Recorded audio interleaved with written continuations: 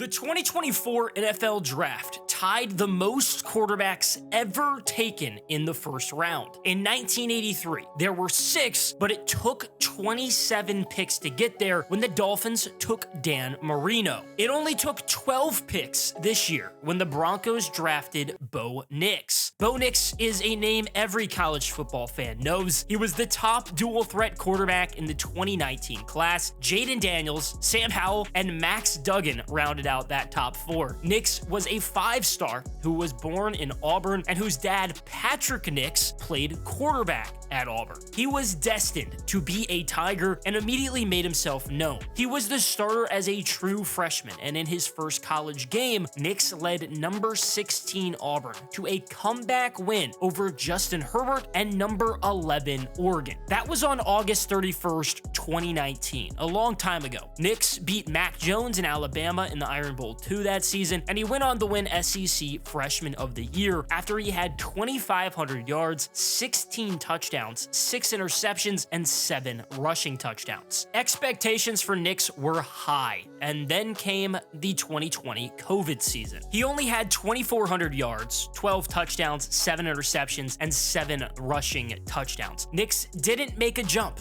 and after the season, Auburn hired a new head coach, Brian Harsin, who Nix said he was miserable playing for. Nix suffered a season-ending ankle injury in 2021, throwing for 2,300 yards, 11 touchdowns, and 3 interceptions, plus 4 rushing touchdowns before he went down. With 2 years of eligibility left, Nix decided to transfer to Oregon to play for their new head coach, Dan Lanning. Year 1 in Eugene, Nix had 3,600 yards, 29 touchdowns, 7 interceptions, and 14 rushing touchdowns. A career year, but we hadn't seen anything yet. Last season, Nix had 4,500 yards, 45 touchdowns, only 3 interceptions, and 6 rushing touchdowns, all while breaking the NCAA record, completing 77.45% of his passes. The Ducks only lost twice, both times to Washington and Michael Penix Jr. Nix was 3rd in Heisman voting behind Penix and Jaden Daniels. He started 61 games in college, the most for a quarterback in NCAA history. Bo Nix is experienced and proven. He may not have the craziest talent, but I can see the vision for Sean Payton. Sean Payton has won a Super Bowl and had a ton of success as the head coach of the Saints. And what did he have in New Orleans? A reliable quarterback. A lot of experts pre-draft compared Bo Nix to Drew Brees. Brees had one hell of an NFL career. He won Super Bowl 44 and was the Super Bowl MVP. He won Offensive Player of the Year twice, won Comeback Player of the Year, and was the Walter Payton Man of the Year. Brees is a surefire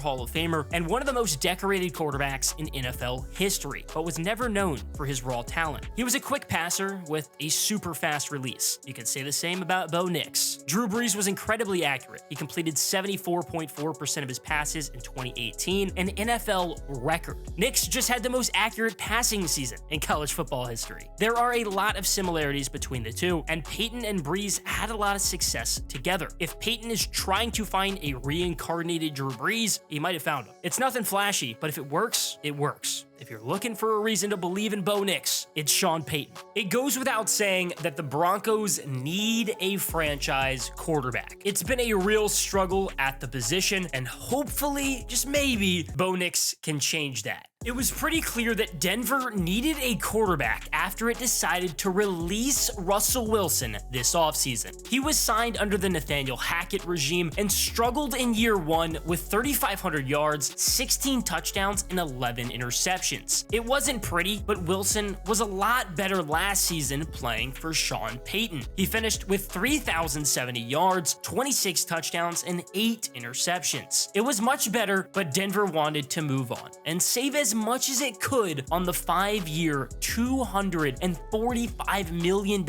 extension they gave Russ in 2022. The Broncos did decide to trade for Zach Wilson from the Jets. He's been, by every measure, a bust, but gives good depth to the position and has experience starting in the NFL. He started 33 games in New York, throwing 23 touchdowns to 25 interceptions. Denver also has Jared Stidham, who started the final 2 games of the season for the Broncos last year. He had 2 touchdowns and a pick. Ben DiNucci is on the roster too. He started a single game for the Cowboys in 2020. It's going to be interesting to see whether or not the Broncos want Nix to start week 1. He is older. Nix and Zach Wilson are only about 6 months apart. There's probably going to be a quarterback competition of some sorts in training camp. We'll just have to wait and see how it pans out. Zach Wilson obviously failed with the Jets, but he wasn't set up to succeed very well there. Hopefully, that's not the same case with Bo Nix and Denver. The Broncos' top receiving target is Courtland Sutton. He's had at least 700 yards in every season of his career, including a 1,000-yard season in 2019, just except when he tore his ACL in 2020. Denver did sign Josh Reynolds, who was solid in 2023 and had the second 600-yard season of his career. Then there's Marvin Mims Jr., a second-rounder last year. He had 22 catches for 377 yards and a touchdown as a rookie. The Broncos certainly hope he can make a jump now. Denver also traded up early into the 4th round to take a wide receiver, a guy Bo Nix knows very well, Troy Franklin. Franklin's coming off of 1,383 yards and 14 touchdowns at Oregon, all led the team while he was catching passes from Bo Nix. They already have a rapport, and I love pairing a young pro quarterback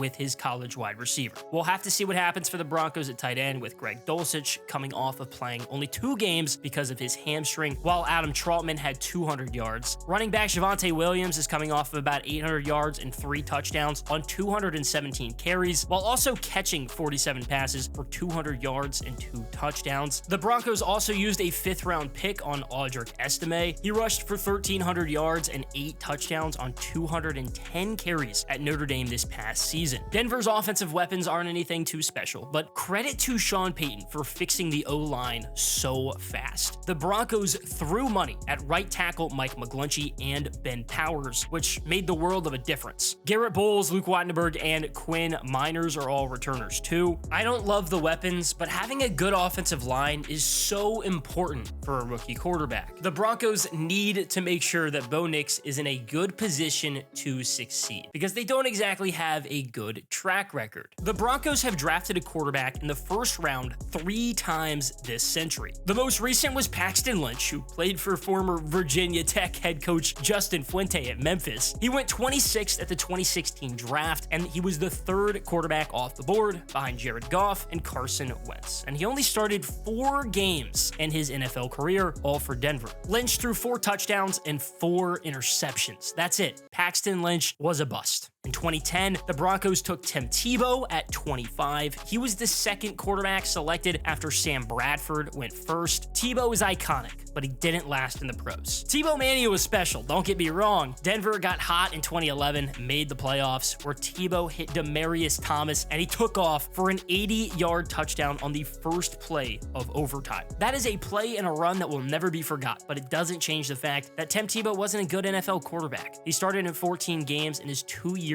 as a Bronco. Tebow had 2,400 yards, 17 touchdowns, 9 interceptions, and rushed for 12 touchdowns. Finally, Jay Cutler, the 11th overall pick at the 2006 NFL Draft. Cutler had a long, good NFL career, but it was mostly in Chicago. He only played 3 seasons for the Broncos. He started in 37 games, had 9,000 yards, and 54 touchdowns to 37 interceptions. The 3 Broncos first-round quarterbacks selected this century haven't started a game for the team past year 2. Sean Payton needs that to not be the case for Bo Nix.